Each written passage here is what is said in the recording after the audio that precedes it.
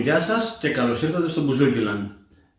Ελπίζω να είστε όλοι ασφαλείς και υγιείς αυτές τις δύσκολες στιγμές που περνάμε με τον κορονοϊό. Εύχομαι να το ξεπεράσουμε γρήγορα και να είμαστε και πάλι ασφαλείς και η ζωή μας να επανέλθει στην κανονικότητά της.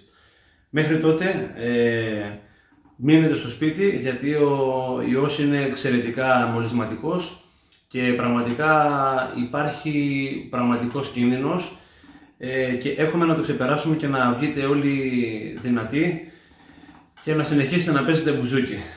Λοιπόν, στο σημερινό βίντεο θα σας δείξω μια ωραία άσκηση πάνω στην Do Maggiore για να βελτιώσουμε το τρέμολό μας. Όλο το θέμα είναι το δεξί χέρι, εκεί που στηρίζεται η τεχνητή τρέμολο.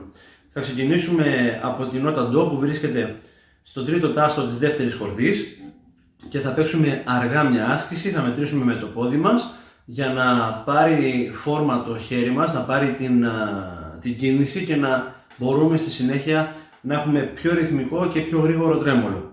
Ξεκινάμε με το δεύτερο δάχτυλο στο τρίτο τάστο της δεύτερης χορδής που είναι Do και πάμε να ανέβουμε και να κατέβουμε την κλίμακα Do Maggiore.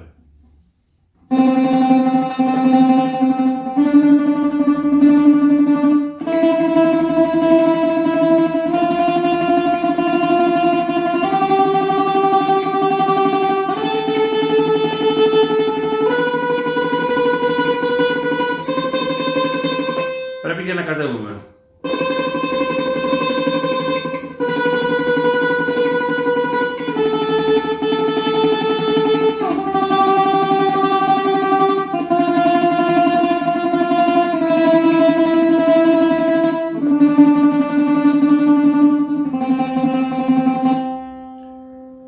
Αυτή είναι η ασκησούλα, πρέπει να την παίξουμε πάρα πολλές φορές, ούτως ώστε το δεξί χέρι να προπονηθεί στο τρέμολο και από εκεί και πέρα θα μπορεί να βελτιωθεί και στη ρυθμικότητά του και στην ταχύτητά του.